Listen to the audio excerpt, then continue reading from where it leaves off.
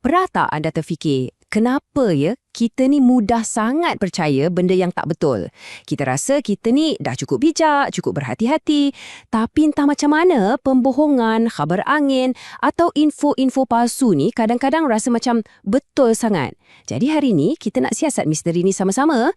Kenapa otak kita sendiri yang sepatutnya jadi pelindung kita boleh jadi sangat mudah untuk ditipu?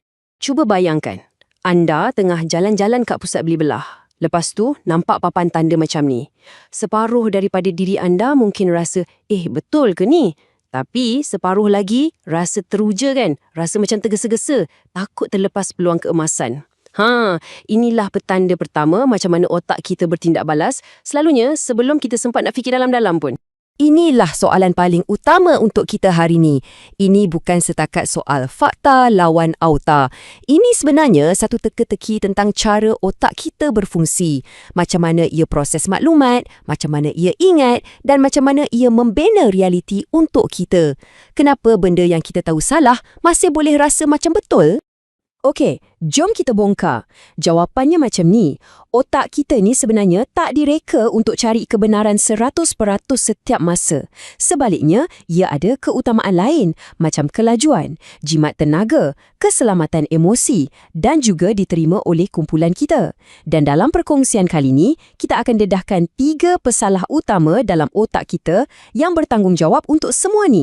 Jom kita mulakan dengan suspek kita yang pertama. Ini adalah bahagian otak kita yang lebih utamakan kelajuan berbanding ketepatan. Boleh kata, ia ni macam sistem autopilot kita lah yang buat keputusan laju-laju supaya kita tak perlu fikir panjang untuk setiap benda kecil dalam hidup. Otak kita ni suka ambil jalan pintas. Bila sesuatu maklumat tu nampak kemas, ringkas atau kita macam biasa dengar, otak kita akan rasa lancar je nak proses. Masalahnya, otak kita salah tafsir kelancaran ni sebagai tanda benda tu boleh dipercayai. Dia macam cakap, senang faham ni, mesti betul lah tu. Ini kesilapan yang sangat-sangat biasa berlaku.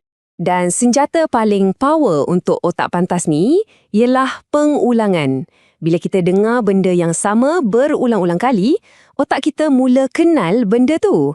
Perasaan, macam pernah dengar je, tu senang sangat bertukar jadi, ini mesti fakta walaupun tak ada satu pun bukti baru yang diberi. Inilah sebabnya kenapa zaman sekarang ni kita lagi senang terpedaya. Dunia digital kita dengan algoritmanya yang asyik ulang tayang benda sama dah jadi macam tempat pembiakan yang sempurna untuk kesan kebenaran ilusi ni. Benda yang palsu boleh nampak betul, semata-mata sebab ia asyik lalu kat timeline kita.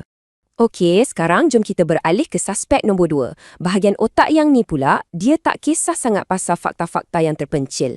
Apa yang dia paling pentingkan ialah macam mana semua maklumat tu boleh jadi satu cerita yang lengkap dan logik. Otak kita benci kalau ada plot hole atau kekosongan dalam cerita. Anda pernah nampak tak satu khabar angin tu dah dibuktikan salah tapi orang masih lagi bercakap macam benda tu betul? Ini bukan sebab degil semata-mata. Ini adalah satu corak psikologi. Bila maklumat salah tu dah jadi sebahagian daripada cerita dalam kepala kita, kalau kita buang maklumat tu, ia akan tinggalkan satu lompong dan otak kita memang tak suka lompong. Analogi ni memang terbaik. Minda kita bina satu cerita yang lengkap. Balang kosong sebab abang makan biskut. Bila orang datang dan cakap, bukan abang yang makan, tiba-tiba cerita tu runtuh. Dia tinggalkan satu persoalan. Habis tu, siapa? Selagi tak ada penjelasan baru yang lebih baik, otak kita akan cenderung untuk berpegang pada cerita lama yang salah tu. Otak pencerita kita ni juga sangatlah berat sebelah. Ia berfungsi macam penapis. Dia akan cari bukti-bukti yang ngam dengan apa yang kita dah percaya dan pada masa yang sama, dia akan tolak tepi apa-apa saja yang bercanggah. Kalau anda dah percaya sesuatu, anda akan nampak semua benda yang menyokongnya dan anggap bukti sebaliknya sebagai tak relevan. Dan sekarang, kita dah sampai kepada suspek terakhir dan boleh kata yang paling berkuasa. Bahagian otak yang ini tak dikawal oleh logik atau fakta sangat. Sebaliknya, ia dikawal oleh apa yang kita rasa dan siapa diri kita. Ia adalah sistem pertahanan identiti kita. Ini cara yang bagus untuk faham penakulan bermotivasi. Kita suka fikir yang kita ni macam hakim. Kumpul semua fakta, timbang tara, lepas tu baru buat keputusan. Tapi selalunya, kita bertindak macam peguam. Kita dah ada kesimpulan yang kita nak menang. Sebab ia lindungi identiti kita, lepas tu baru kita pusing-pusing cari alasan untuk sokong kesimpulan tu. Ini membawa kita ke satu poin yang sangat penting. Penipuan yang paling berjaya selalunya direka khas untuk trigger emosi yang kuat. Emosi ni macam bahan api roket, ia terus tarik perhatian kita, buat mesej tu rasa sangat penting dan terus pintas pemikiran rasional kita. Inilah kuncinya. Walaupun kemudian anda dapat tahu maklumat tu palsu, ingatan emosi yang jelas tu, rasa marah atau takut yang anda rasa masa tu, tetap ada. Dan sebab ingatan tu rasa sangat kuat dan nyata, otak kita boleh terus kaitkan ia dengan kebenaran. Walaupun secara logiknya, kita dah tahu benda tu tak betul. Baiklah, kita dah pun kenal pasti ketiga-tiga pesalah ni. Otak pantas, otak pencerita dan otak perasa. Jadi sekarang apa kita nak buat? Kita bukannya tak berdaya. Sebenarnya kita boleh bina tabiat-tabiat mental untuk kesan dan lawan balik helah-helah ni. Ini dia 4 tabiat yang praktikal dan kita semua boleh buat. Pertama, perlahankan tindak balas emosi kita. Kedua, sahkan maklumat dari sekurang-kurangnya 2 sumber berbeza sebelum sebarkan. Ketiga, persoalkan populariti sesuatu berita. Jangan terus terima. Dan akhir sekali, bila betulkan sesuatu, bagi cerita baru yang lebih baik. Inilah barisan pertahanan kita. Penting untuk kita ingat benda ni.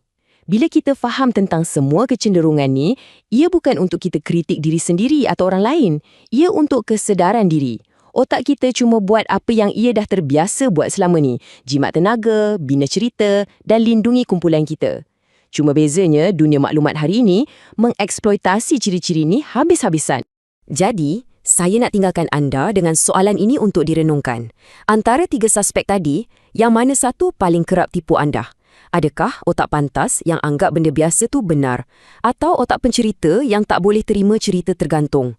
Ataupun otak perasa yang sanggup pertahankan identiti anda walau apapun caranya? Bila kita kenal pasti suspek utama kita, itulah langkah pertama untuk jadi pemikir yang lebih bijak.